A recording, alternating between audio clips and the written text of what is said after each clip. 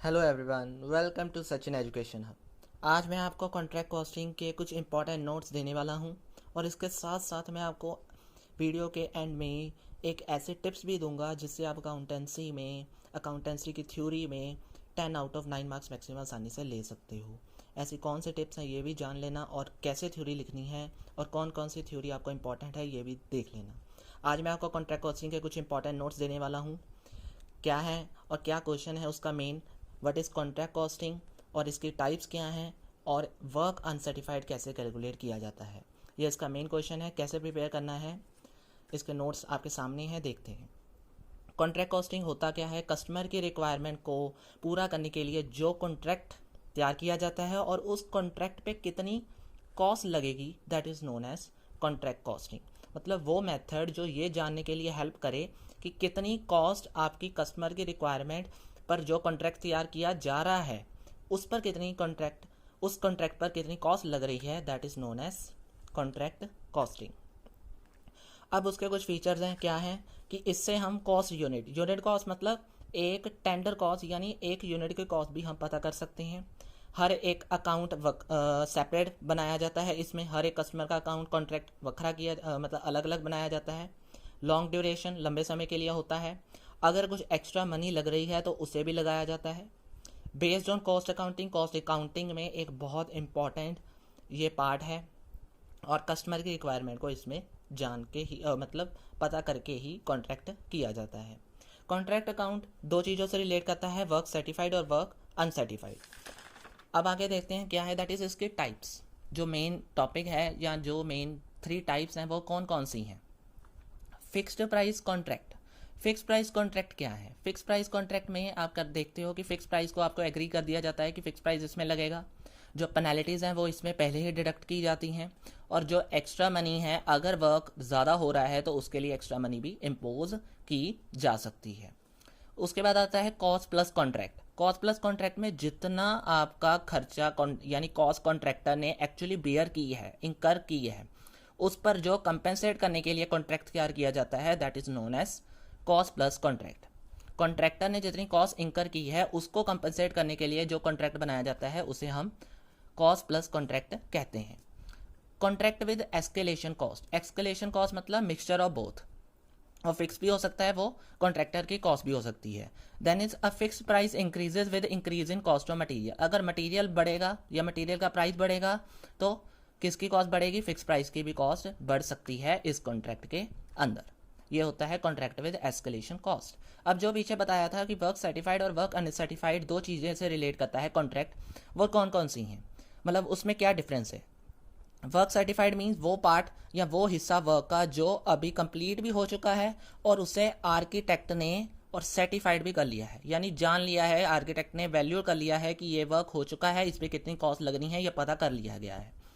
Then is वो हिस्सा जो अभी डन तो हो गया है लेकिन अभी सर्टिफाइड नहीं हुआ, यानी अप्रूव नहीं हुआ, आर्किटेक्ट ने अभी देखा नहीं कि इस पर कितनी पेमेंट लगेगी या कितना हिस्सा अभी पूरा हुआ है या कितना अभी पड़ा है या कंफ्यूजन के बेस पर चल रहा है जो work, that is known as work uncertified.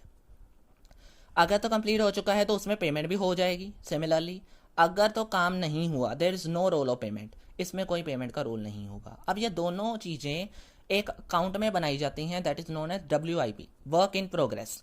अगर वर्क इन प्रोग्रेस में इसकी कुछ मतलब दोनों को एंट्री बनाए, दोनों को एडजस्ट किया जाता है तो इसकी अकाउंटिंग ट्रीटमेंट क्या होगी? अकाउंटिंग ट्रीटमेंट इसकी बनेगी WIP, that is work certified और वर्क अनसर्टिफाइड दोनों अकाउंट क्या हो जाएंगे? डेबिट टू किसके? कॉन्ट्रैक्ट अकाउंट के। ये थी इसकी अकाउंटिंग ट्रीटमेंट। उसके बाद आता है very important topic, contract account में प्रॉफिट कैसे डिस्ट्रीब्यूट किया जाता है। दो तरीके के कॉन्ट्रैक्ट होते हैं, कंप्लीटेड और अनकम्प्लीटेड।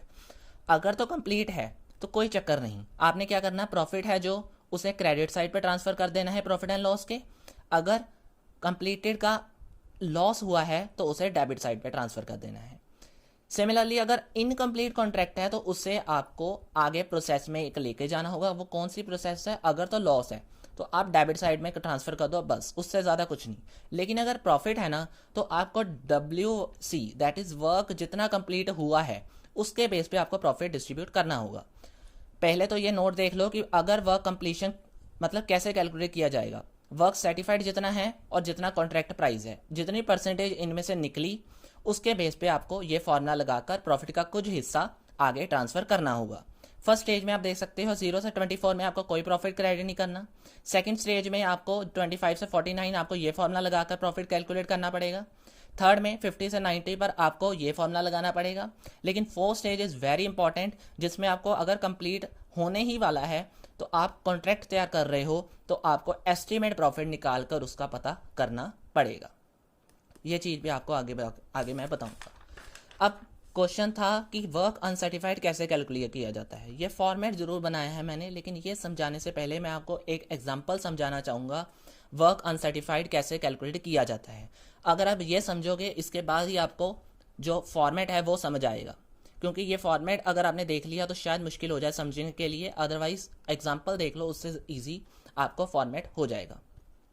ये आपकी एग्जांपल थी। कॉन्ट्रैक्ट अकाउंट मैंने प्रिपेयर किया हुआ है। कॉन्ट्रैक्ट अकाउंट आपके सामने ये मैंने प्रिपेयर कर लिया था। जो मेरे डेबिट थे वो मैंने डेबिट लिख लिए और जो मेरा क्रेडिट था वो मैंने क्रेडिट पे लिख लिया। मैंने सारी चीज़ें डन कर ली। जो मैंने ब्लैक पेन से लिखी हैं वो मेरी अभी निकालने वाली थी, यानी जो मैंने अभी अनसर्टेन था, मुझे नहीं पता। मैंने देखा वर्क अनसर्टिफाइड नहीं था, मैंने उसका वर्किंग नोट बनाया। कैसे बनाया ध्यान से देखना। जितनी आपकी अमाउंट डेबिट हुई थी मैंने उसे सारी को प्लस कर लिया, दैट इज़ 187,000 मेरा बन गया। यहाँ तक नोशनल प्रॉफिट अभी निकालना था, उससे पहले तक मैंने सारी अमाउंट को ऐड कर लिया। उसमें मैंने मटेरियल एट साइट WC नहीं माइनस करना, सिर्फ साइट माइनस करना है 7,000, वो कर लिया। मेरा निकल आया नेट एक्सपेंडिचर। देन मैंने क्या किया, देखा कि कितना कॉन्ट्रैक्ट डन था। मैंने यहाँ एडिशनल इन्फॉर्मेशन देखी, 2/3 कॉन्ट्रैक्ट मेरा कंप्लीट हो चुका है। अगर मेरी एक्सपेंडिचर है वो किसका बनेगा, 2/3 का, लेकिन मैंने निकालना है एस्टिमेट। एस्टिमेट निकालने के लिए मुझे क्या करना पड़ेगा, इसकी रेशो को रिवर्स करना पड़ेगा, जो मैंने यहाँ पे कर दिया। करने के बाद मेरी एस्टिमेट निकल आई। एस्टिमेट में से मैंने क्या किया, वर्क सर्टिफाइड का कुछ हिस्सा मतलब जो मैंने देखा कि वर्क सर्टिफाइड कितने % मेरा है। वर्क सर्टिफाइड मेरा देखा मैंने, दैट इज 1,50,000। 1,50,000 मेरा वर्क सर्टिफाइड था। मैंने देखा कॉन्ट्रैक्ट कितने का है, 3 लाख का। वर्क सर्टिफाइड मेरा हाफ है। मैंने देखा हाफ ऑफ वर्क सर्टिफाइड मेरा कंप्लीट है। सो मैंने क्या किया, हाफ को यहाँ से लेस कर दिया। लेस करने के बाद जो आया मैंने टोटल में एक्सपेंडिचर में से उसे भी लेस कर दिया, और जो निकलेगा that is known as 45,000 is my work uncertified, जो मैंने यहाँ पे आकर लिख लिया। और उसके बाद मैंने कैलकुलेट कर लिया प्रॉफिट के बाद मैंने उसे ब्रॉट डाउन किया। ब्रॉट डाउन करने के बाद जो प्रॉफिट का हिस्सा मैंने देखना था, 2/3 मेरा कंप्लीट था। और 75% मुझे कहाँ से पता लगा, यहाँ से। कॉन्ट्रैक्ट का कितना हिस्सा आपको आया है वो मैंने यहाँ पे लिख लिया। इसके बाद आपका कॉन्ट्रैक्ट अकाउंट कंप्लीट हो जाएगा। अब जो चीज़ यहाँ पे थी वो आपके फॉर्मेट में भी बनी हुई है, बस इसे समझने की ज़रूरत है।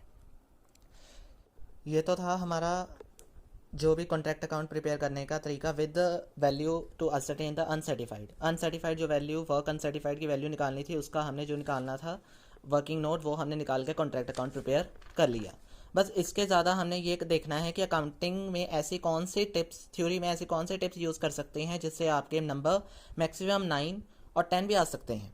वो कौन कौन से टिप्स हैं। सबसे पहले मैं ये बताऊँगा कि अकाउंटिंग ट्रीटमेंट हर एक अकाउंटिंग थ्योरी में लिखो, चाहे जिसकी है नहीं है, ट्राई करो कि ज़्यादा से ज़्यादा अकाउंटिंग ट्रीटमेंट जिसकी हो सके उतनी ही लिखो, क्योंकि इससे आपको ज़्यादा नंबर मिलने के चांस बन जाते हैं। उसके बाद नोट के अंदर जितने फॉर्मूले हैं, जितने आपको नहीं लगता है कि नहीं आने, यूज़ नहीं होने, फिर भी आप इसमें लिख सकते हो, क्योंकि आपकी एक्स्ट्रा नॉलेज इसी से देख सकता है एग्जामिनर, और आपको अच्छे नंबर भी दे सकता है। जितने हो सके उतने फार्मूला लिखो, जितने हो सके उतनी अकाउंटिंग ट्रीटमेंट लिखो, और एग्जाम्पल यानी इलस्ट्रेशन ज़रूर देना, ज़रूर देकर आओगे तो इससे आपके इम्प्रेशन और नंबर बहुत अच्छे लगेंगे। So this is all about today. उम्मीद है आपको वीडियो अच्छी लगी होगी। अगर अच्छी लगी है तो लाइक शेयर सब्सक्राइब ज़रूर करना, और अगर कोई प्रॉब्लम आए तो नीचे कमेंट भी ज़रूर कर देना। Thank you very much, have a nice day.